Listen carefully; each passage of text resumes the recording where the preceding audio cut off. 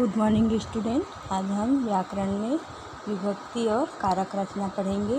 विभक्तियाँ, संस्कृत में विभक्तियाँ कितनी होती हैं? संस्कृत में विभक्तियाँ 7 होती है ना। और आखिरी में जो रहता है वो संबोधन, किसी को संबोधित करने के लिए उपयोग किया जाता है। तो विभक्ति में अपन सबसे पहले विभक्ति रहता है होती है प्रथमा, फिर है द्वितीया, फिर तृतीया, फिर चतुर्थी, पंचमी, षष्ठी, सप्तमी और लास्ट में आता है संबोधन। तो प्रथमा किसके लिए रहता है? जो कर्ता रहता है, जो कर्ता होता है उसके लिए प्रथमा का उपयोग किया जाता है ना। कर्म जिसको काम के लिए बोला जाता है वह द्वितीय विभक्ति में आता है ना। और जिससे काम कराया जाता है तो वहाँ पर तृतीय विभक्ति का उपयोग होता है ना। जिसके लिए हम काम करते हैं वह वहाँ पर चतुर्थी विभक्ति का उपयोग होता है। और जिससे हम काम करा के मतलब अलग हो जाते हैं, है ना, अलग से काम कराते हैं दूसरे के द्वारा, तो वहाँ पर पंचमी विभक्ति होता है। और षष्ठी विभक्ति में हम संबंध बताते हैं, है ना, एक दूसरे का संबंध बताते हैं। जैसे राम का सीता से, है ना, राजा का प्रजा से, है ना, राम का राजा दशरथ से, ऐसा, है ना। तो ये षष्ठी विभक्ति में आता है। और जो सप्तमी विभक्ति है उसमें हम किसी के द्वारा सप्तमी विभक्ति में हम जैसे मोर वन में नाचता है तो यहाँ पर मोर कहाँ नाचेगा? वन में ही नाचेगा, दूसरी जगह तो नहीं आता। जहाँ पर काम होने की संभावना रहती है, मतलब वहाँ पर तो वहीं ही होता है। जो काम जहाँ होना चाहिए वहीं ही होता है। वहाँ पर संबंध, वहाँ पर सप्तमी विभक्ति अधिकरण का उपयोग होता है। तो इसको हम याद करने के लिए इसका जो चिन्ह रहता है, जैसे प्रथमा विभक्ति का कर्ता के लिए रहता है और इसका कारक चिन्ह रहता है ने, मतलब प्रथमा कर्ता ने। इसको याद करने के लिए कर्ता ने ऐसा याद करेंगे। द्वितीय में कर्म को, है ना, कर्ता ने कर्म को। फिर तृतीय विभक्ति करण के लिए करण से, है ना, कर्ता ने कर्म को करण से। फिर चतुर्थी विभक्ति में संप्रदान के लिए। फिर पंचमी में अपादान से। षष्ठी में संबंध का। सप्तमी अधिकरण में संबोधन है, मतलब कर्ता ने कर्म को करण से, संप्रदान के लिए अपादान से, संबंध काके की अधिकरण में पर संबोधन हे अरे, है ना। ये तो याद करने का तरीका हो गया। अब हम प्रथमा विभक्ति कैसे समझेंगे? प्रथमा विभक्ति को समझने के लिए यहाँ पर कारक रचना दिया गया है बालक का, उसके द्वारा मैं समझाती हूँ। जैसे प्रथमा विभक्ति में प्रथमा कौन होता है? जो प्रमुख रहता है, सब्जेक्ट रहता है, मतलब जो काम करता है वो प्रथमा करता रहता है ना, प्रथमा विभक्ति में। तो जैसे बालक, यहाँ पर बालक दिया गया है, बालक से मैं समझाती हूँ बालक की कारक रचना से, है ना। जैसे बालकः, तो यहाँ पर है कर्ता जो कौन है? बालक है ना। और जैसे एक बालक के लिए है तो बालका हो जाएगा, और इसी को 2 बालक के लिए अगर हम प्रयोग करेंगे तो वहाँ पर बालकौ हो जाएगा। और 2 से अधिक के लिए जब हम प्रयोग करते हैं तब वह बालकाः कहलाता है ना। तो एक के लिए बालकः, 2 के लिए बालकौ और 2 से अधिक के लिए बालकाः प्रयोग होता है। किसमें? प्रथमा विभक्ति में।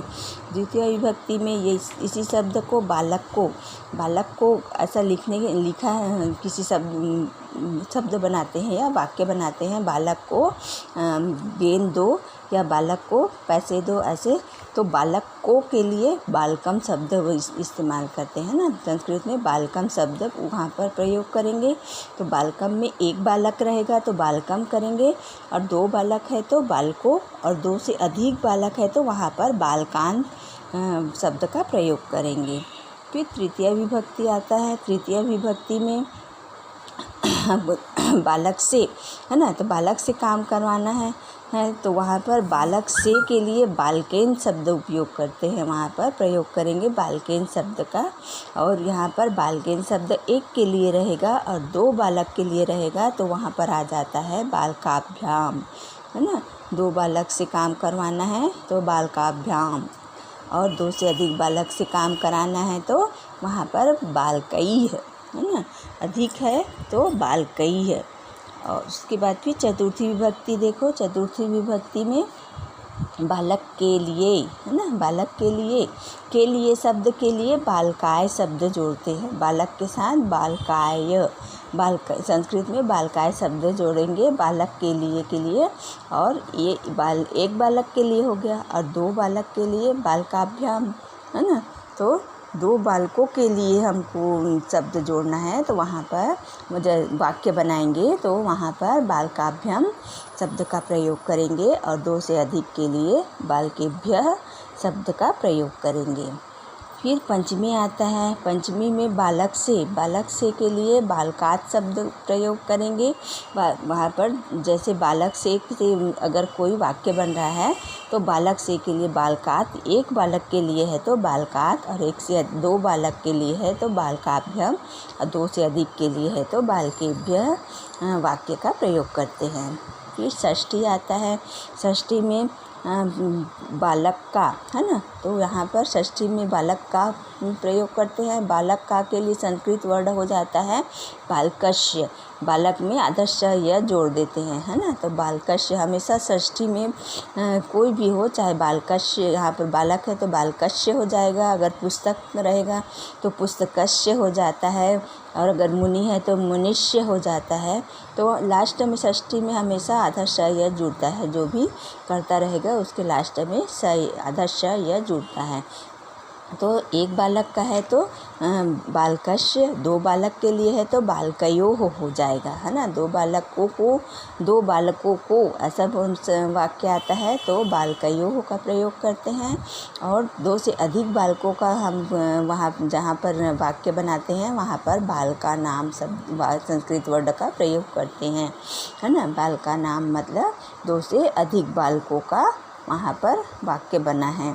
फिर सप्तमी विभक्ति आती है, सप्तमी में बालक में, है ना, बालक में के लिए बालके शब्द का वाक्य का प्रयोग करते हैं। और 2 बालकों में है तो बालकयोः, और 2 से अधिक बालक है तो बालकेषु शब्द का प्रयोग करेंगे। और लास्ट में जब आता है संबोधन में हम संबोधित करने के लिए हे भगवान, हे राम, ऐसा हे शब्द का उपयोग करते हैं। तो संबोधन में हे बालक, दो बालक हैं तो हे बालको, और 2 से अधिक बालक हैं तो हे बालकाः, इस तरह संस्कृत वर्ड का प्रयोग करते हैं।